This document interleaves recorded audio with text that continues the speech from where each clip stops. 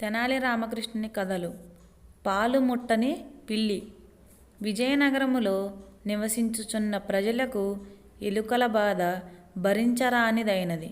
ప్రభుత్వము ప్రజలను పిల్లులను పెంచమని ప్రోత్సహించినది. రాయలవారు ప్రభుత్వోద్యోగులకు పిల్లులను ఉచితంగా ఇప్పించారు. పిల్లులను పెంచుటకు పాలు అవసరము కావున ఒక్కొక్క ఆవును కూడా ఇప్పించినారు. ప్రభుత్వ ఉద్యోగులతో పాటు కవులకు, పండితులకు కూడా ఒక్కొక్క పిల్లిని, ఒక్కొక్క ఆవును ఇచ్చినారు. అందరితో పాటు రామకృష్ణ కవికి కూడా ఒక పిల్లిని, ఒక ఆవును ఇచ్చినారు. రామకృష్ణుడు పిల్లిని సరిగా పెంచలేదు. ఆవు ఇచ్చిన పాలన్నీ తమ కుటుంబంలోని వారికి ఉపయోగించసాగాడు. పిల్లి చాలినంత ఆహారం లేక ఆకలితో చాలా బాధపడుతూ ఉండేది. ఆ ఆకలి తీర్చుకొనుటకు రాత్రింబవళ్ళు మేల్కొని ఉండి కనబడిన ఎలుకలన్నిటినీ చంపి తినసాగింది. క్రమంగా ఇరుగు పొరుగు ఇండ్లలో కూడా దూరి ఎలుకలను వేటాడి తిని ఆకలిని తీర్చుకొనసాగింది. అందువలన రామకృష్ణుని ఇంటిలో గాని, ఇరుగు పొరుగు ఇండ్లలో గాని ఎలుకలు కనిపించకుండా పోయాయి. పిల్లికి ఆహారంగా ఉపయోగపడుతున్న ఎలుకలు కూడా దొరకనందుకు అది బాగా చిక్కిపోయి నడవలేని స్థితిలో ఉన్నది. ఇట్లు జరుగుతుండగా రాయలవారు తాము ప్రభుత్వ ఉద్యోగులకు ఇచ్చిన పిల్లులను చూచి బాగా పెంచిన వారికి బహుమతి ఇవ్వబడునట్లు ప్రకటించారు. తమ వద్ద నుండి పిల్లులను తీసుకొని వెళ్ళిన వారంతా వాటిని పౌర్ణమి నాడు తప్పక తీసుకొని వచ్చి చూపించాలని ఆజ్ఞాపించారు. ఆ ప్రకటన విషయం రామకృష్ణ కవి తెలుసుకొని ఆలోచనలో పడ్డాడు. ఆవు ఇచ్చిన పాలన్నీ నేను, మా కుటుంబ సభ్యులం హాయిగా త్రాగేశాం. పిల్లికి ఒక్కనాడైనా పాలు ఇవ్వలేదు. సరిగా తిండి కూడా పెట్టలేదు. అది ఇప్పుడు చచ్చే స్థితిలో ఉంది. దీనిని తీసుకొని వెళ్ళి రాయలవారికి చూపిస్తే సరిగా పెంచలేదని ఏమైనా అనవచ్చు, శిక్షించవచ్చు, జరిమానా విధించవచ్చు. పౌర్ణమి ఇంకా వారం దినాలున్నది. ఈ అగండం నుంచి బయటపడడం ఎలా అని దీర్ఘంగా ఆలోచించాడు. కొంతసేపైన తరువాత భార్యను పిలిచి ఒక గిన్నెలో బాగా వేడిగా ఉన్న పాలు తెమ్మన్నాడు. భార్య ఒక గిన్నెలో వేడివేడి పాలు తీసుకొని వచ్చింది. ఆ గిన్నెనొక చోట పెట్టి పిల్లిని తీసుకొని వచ్చి దాని చేత త్రాగించుటకు ప్రయత్నించాడు. పాలను చూచి అది ఎంతో ఆనందించి త్రాగబోయింది. మూతి కాలింది. అరుస్తూ పారిపోయింది. దానిని మళ్ళీ తీసుకొని వచ్చి పాల దగ్గర విడిచిపెట్టాడు. ఎంత ప్రయత్నించినా అది పాలు ముట్టుకోలేదు. ఆ విధంగా కొన్నిసార్లు జరిగింది. ఏమైనా పిల్లి పాలు ముట్టడం లేదు. అది పాలను చూసి ముఖం తిప్పుకోవడం మొదలుపెట్టింది. రామకృష్ణుని చేతుల నుండి తప్పించుకొని పారిపోవుటకు ప్రయత్నించింది. కానీ పాలు త్రాగుటకు సిద్ధపడటలేదు. దాని ప్రవర్తనను చూసి రామకృష్ణుడు ఎంతో సంతోషించాడు. గండం తప్పించుకొని గట్టెక్కగలననుకున్నాడు.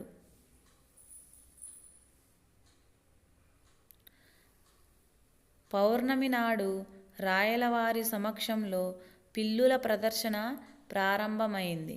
ప్రభుత్వ ఉద్యోగులు ఒక్కొక్కరు తాము పెంచిన పిల్లులను ఎత్తుకొని వచ్చి రాయలవారికి చూపిస్తున్నారు. ఒక పిల్లి కంటే ఒకటి బాగా బలిసి ఉన్నది.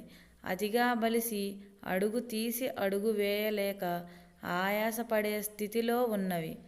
ఎలుక కనపడినా పరిగెత్తి వెళ్ళలేనంత లావుగా ఉన్నవి.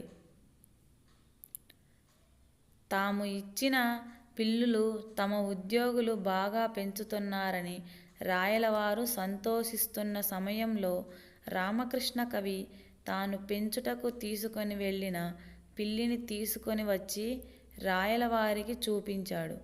అది బాగా కృషించిపోయి రేపో మాపో చస్తుందేమో అనుకునేటట్లు ఉన్నది.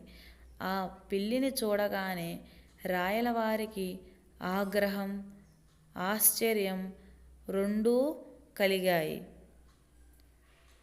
రామకృష్ణ కవి గారు, మీ పిల్లి ఇలా ఉండడానికి కారణం ఏమిటని అందరూ పిల్లులు ఒక్కదానికొకటి బలిసి ఎంతో అందంగా ఉండగా మీ పిల్లి బక్కచిక్కి ఈ క్షణమో మరుక్షణమో ప్రాణం వదిలేదానిలా ఉందేం? మేము ఇచ్చిన పాలు దీనికి పట్టడం లేదా అని అడుగగా రామకృష్ణుడు వినయంగా, మహాప్రభూ, ఈ పిల్లిని పెంచడంలో నేను పడిన తిప్పలు ఇన్నీ అన్నీ కావు. అసలు పాలు ముట్టదు. అప్పుడప్పుడు కాస్త పప్పు అన్నం తింటుందనుకోండి. ఎప్పుడూ దీని దృష్టి ఎలుకల మీదే. దీని పుణ్యమా అని మేమేగాక మా ఇరుగు పొరుగు ఇండ్లలోని వారు కూడా ఎలుకల బాధ లేక హాయిగా ఉన్నారు అని చెప్పినాడు. రామకృష్ణుని మాటలు విని రాయలవారికే కాక సభలో ఉన్న మంత్రులు మున్నగువారు కూడా ఎంతో ఆశ్చర్యపడ్డారు. రాయలవారు ఆయన మాటలు నమ్మలేదు. ఒక రాజబడిని పంపి పాలు తెప్పించి ఒక చోట పెట్టించారు. తమ పిల్లితో ఆ పాలు త్రాగించండి అని ఆజ్ఞాపించారు. రామకృష్ణుడు పట్టుకొని ఉన్న పిల్లిని తీసుకొని వెళ్ళి పాల ముందు నిలబెట్టాడు. అది ఆ పాలను చూడగానే ముఖం పక్కకు తిప్పుకొనసాగింది. రామకృష్ణుడు ఎంత ముందుకు నెట్టినా అది పాల వద్దకు పోక వెనకకు తిరిగి వస్తున్నది. అది చూచి అంతా ఆశ్చర్యపడసాగారు. రామకృష్ణ కవి చెప్పిన మాటలు నిజమే అనుకోసాగారు. ఎవరు ఏమనుకున్నా రాయలవారు మాత్రం రామకృష్ణుని మాటలు నమ్మలేదు. లోకంలో పాలు త్రాగని పిల్లి ఉంటుందా? రామకృష్ణుడే ఏదో కొంట పని చేసి ఉంటాడు. అందువల్లనే ఈ పిల్లి పాలు తాగుటకు భయపడుతున్నది అని ఆ పిల్లిని దగ్గరకు తెప్పించుకొని దాని నోరు పరీక్షించి చూచినారు. పిల్లి మూతి కాలిన మచ్చలు కనపడినవి. నాలుక చివర వాత పడినట్లు ఉన్నది. వాటిని చూసి రాయలవారు కోపించి, రామకృష్ణ కవి, పిల్లి పాలు తాగకుండా మీరేదో చత్కారం చేసినట్లు గ్రహించాము. మీరు నిజం చెబితే క్షమించి విడిచిపెడతాను, లేకుంటే కఠిన శిక్ష విధిస్తాను అని బెదిరించగా రామకృష్ణుడు జరిగిన విషయమంతా చెప్పి, మహాప్రభు, మీరు మా ఎలుకల బాధ తీర్చుటకై పిల్లిని, దానిని పెంచుటకు ఆవును ఇచ్చినారు. ఆ పిల్లి వలన మా ఇంటిలోని ఎలుకల బాధయే గాక మా ఇరుగు పొరుగుల ఎలుకల బాధ కూడా పోయినది. మీరు ఎవరినైనాను పంపి మా ఇంటిలో పరిసరములను ఎక్కడైతే ఎలుక కనపడతాయో తీసుకొని రమ్మనండి. నేను నా పిల్లిని ఎలుకల బాధ తొలగించే స్థితిలో ఉంచాలని ఆ విధంగా తయారు చేశాను.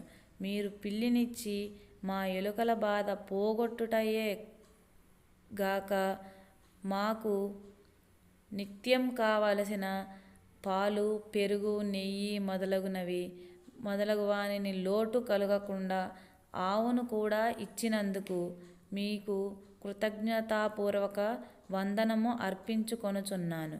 నా పిల్లి వలె ఇచటికి తేబడిన ఏ పిల్లి అయినా ఎలుకలను పట్టగలదేమో పరీక్ష పెట్టి చూడుము. కడుపు నిండా తిని బలిసిన పిల్లులు ఎలుకలను పట్టుటకు ప్రయత్నించునా ఇచ్చటికి వచ్చిన వారిని అడిగి తెలుసుకొని నన్ను శిక్షించుటయో రక్షించుటయో చేయుడి అని చెప్పాడు. రామకృష్ణుని మాటలు విని రాయలవారు అచ్చటికి బలిసిన పిల్లులను తెచ్చి వారిని విచారించగా వారి ఇండ్లలో ఎలుకల బాధ పూర్తిగా పోలేదని చెప్పిరి. రామకృష్ణుని ఇంటి పరిసరములలో నున్న వారిని విచారించగా తమకు ఎలుకల బాధ ఏమాత్రమూ లేదని చెప్పిరి. ఆ సమాచారం తెలుసుకొని రాయలవారు రామకృష్ణుడు చేసిన పని సరైనదేనని మెచ్చుకొని 100 వరహాలు బహుమతిగా ఇచ్చి సత్కరించారు.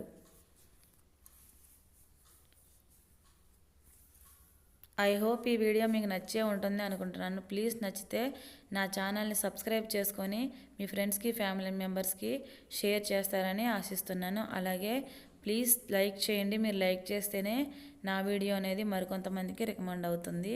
వీడియో ఎలా ఉందో ప్లీజ్ కామెంట్ సెక్షన్లో అయితే కామెంట్ చేయండి. Thank you for watching friends.